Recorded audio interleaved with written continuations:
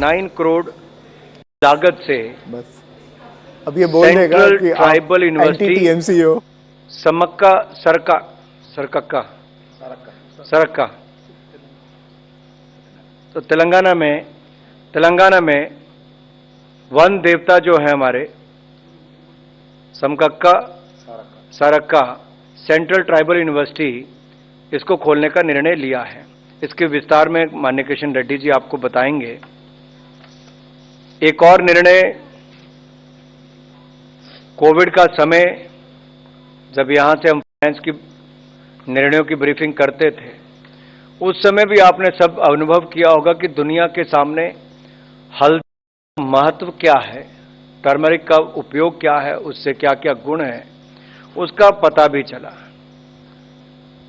आज अगर दुनिया में देखा जाए, भारत दुनिया का सबसे बड़ा उत्पादक, खपत करने वाला और निर्यात करने वाला सबसे बड़ा ऐसा देश है। आयुष सिस्टम की अगर हम बात करें तो उसके अंतर्गत अगर हल्दी की जो बात की जाए, उसका बहुत बड़ा उपयोग किया जाता है, चाहे आयुर्वेदा हो, यूनानी हो, सिद्धा हो, होम्योपैथी हो। और आयुष सिस्टम ऑफ मेडिसिन जो है वो अपने एंटीबैक्टीरियल, एंटीवायरल, एंटी फंगल और अदर मेडिसिनल प्रॉपर्टीज के लिए जाना जाता है। आज अगर मैं हल्दी की बात करूं तो देश में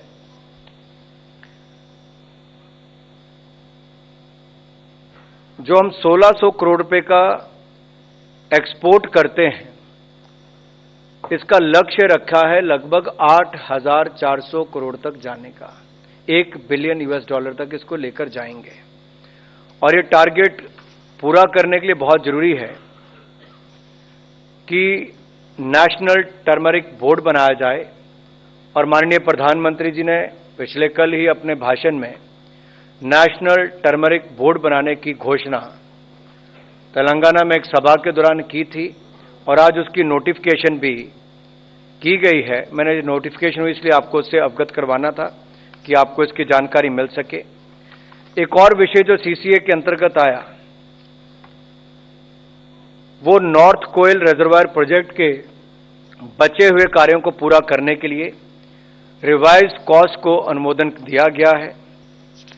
इस प्रोजेक्ट को पूरा करने के लिए अब लगभग 2431 करोड़ रुपए खर्च होंगे, जिसकी संस्तुति की गई है। ये प्रोजेक्ट के बचे हुए कार्य अगले 30 महीनों में पूरे किए जाएंगे।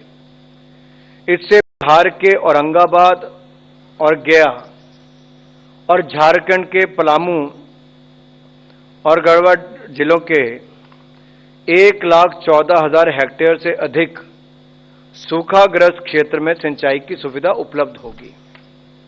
थोड़ा मैं आपको इसके बैकग्राउंड इसलिए बताना चाहता हूं क्योंकि इतना पुराना प्रोजेक्ट है। बहुत सारे प्रोजेक्ट कांग्रेस के समय शुरू होते थे, पूरे नहीं हो पाते थे। 1970 में नॉर्थ कोयल प्रोजेक्ट को अनुमोदित किया गया था और 1972 में इसको प्रारंभ किया गया।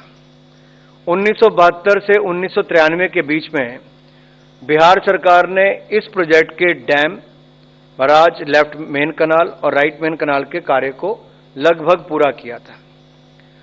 तो 1993 में डैम के पानी से बेतला नेशनल प्रोजेक्ट और ये सब इलाकों में प्रभाव पड़ता, तो उसके बाद उसको रोका गया। बिहार और झारखंड के साथ लगते इलाकों में लोगों को जिनकी जमीनें भी जानी या जिनका उस समय जमीन अधिग्रहण भी किया गया और प्रोजेक्ट चल भी रहा था, लेकिन 93 के बाद इस पर कोई गति नहीं बन पाई। 2017 में कैबिनेट द्वारा इस प्रोजेक्ट को पूरा करने के लिए 1622 करोड़ रुपए की मंजूरी उस समय दी गई थी। लेकिन आज जो मंजूरी दी गई है वो राइट मेन कनाल, लेफ्ट मेन कनाल को कंप्लीट लाइनिंग और गैर डिस्ट्रीब्यूशन सिस्टम को निर्माण को भी पूरा करने की अनुमति दे दी गई ताकि प्रोजेक्ट को पूरा किया जाए। और इस डैम के जो प्रभावित लोग होंगे, आउस्टी होंगे, उनको कॉम्पनसेशन पैकेज को रिवाइज किया गया है। जनहित में एक और बड़ा निर्णय किया गया कि एक और तो प्रोजेक्ट पूरा होगा तो 10,00,000 हेक्टेयर, 10,000 हेक्टेयर की भूमि को इरिगेशन यानी कि सिंचाई योग्य बनाया जाएगा 10,000 हेक्टेयर भूमि को। वहीं पर जो प्रोजेक्ट अफेक्टेड फैमिलीज हैं उनको 6.5 लाख रुपया का अतिरिक्त सेंट्रल ग्रांट दिया जाएगा। तो एक और सिंचाई योग्य भूमि हो जाएगी, लाखों हेक्टेयर भूमि को, लाखों एकड़ भूमि को वहां पे लाभ मिलेगा इसको। और दूसरी ओर जिनकी जमीन गई उनको इसमें से 6.5 लाख रुपए की अतिरिक्त सेंट्रल ग्रांट मिलेगी। एक अंतिम निर्णय जो मैं आपको से अवगत करवाऊंगा, Andaman Nicobar island tenancy regulation 2023, Dadra Nagar Haveli and Daman Diu tenancy regulation 2023, Lakshadweep tenancy regulation 2023 को प्रोमोलगेट करने का निर्णय किया गया है, इसको घोषणा की गई है। ये जो मॉडल टेनेंसी एक्ट जून 2021 में कैबिनेट द्वारा अनुमोदित किया गया था, इसके पीछे मूल उद्देश्य था कि इस रेगुलेशन के द्वारा मकान मालिकों एवं किराएदारों के हितों और अधिकारों के बीच एक बैलेंस स्थापित किया जा सके, जिससे मकान मालिक किराए पर अपने मकान को देने के लिए उसको कोई चिंता ना हो, क्योंकि अधिकार एक बराबर होंगे, और इसके लिए मकान बनाने और खरीदने के लिए उसको प्रोत्साहन भी मिलेगा, और शहरी क्षेत्रों में खाली पड़े मकानों को किराएदारों को उपलब्ध भी कराए जा सकेंगे। हाउसिंग फॉर ऑल के लक्ष्य को भी हम इसके माध्यम से प्राप्त करने में सहायक होगा। संविधान के अनुच्छेद 240 के अनुसार अंडमान निकोबार आइलैंड, दादरा नगर हवेली, दमन दीव, लक्षद्वीप यूनियन टेरिटरी में रेगुलेशन बनाए जाने का प्रावधान है।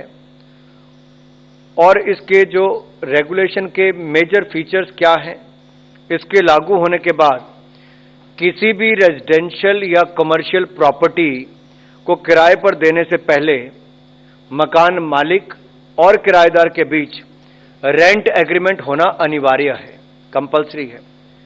दूसरा, एग्रीमेंट की लिखित सूचना राज्यों में नियुक्त जो रेंटल अथॉरिटी है उसको दी जाएगी, और रेंटल अथॉरिटी द्वारा उसको 7 दिन के अंदर एक यूनिक आइडेंटिफिकेशन नंबर दिया जाएगा, जारी किया जाएगा, और टेनेंसी से संबंधित सारी सूचनाएं अथॉरिटी की वेबसाइट पर अपलोड कर दी जाएंगी। मकान मालिक और किराएदार आपसी सहमति से किराया तय करेंगे। बिल्डिंग के स्ट्रक्चरल रिपेयर्स या रखरखाव के संबंध में मकान मालिक और किराएदार के दायित्व को स्पष्ट रूप से परिभाषित किया गया है, ताकि इसमें कोई कंफ्यूजन न रहे, ताकि लिटिगेशन कम से कम हो और आपसी विवाद ना बढ़ सके। मकान मालिक और किराएदार के बीच विवादों के निवारण हेतु fast track quasi judicial system की स्थापना की जाएगी, ताकि विवादों का निपटारा समय पर हो सके। किराएदार द्वारा यदि 2 महीने तक किराया नहीं दिया जाएगा या परिसर जो है जहां पर उसने किराए पे लिया उसको सबलेट कर दिया जाएगा, ऐसी स्थिति में रेंट कोर्ट मकान मालिक को वापस कब्जा दिलाएगा। कोई भी मकान मालिक प्रीमाइसेस की एसेंशियल सर्विसेज जैसे बिजली, पानी आदि को रोक नहीं सकेगा।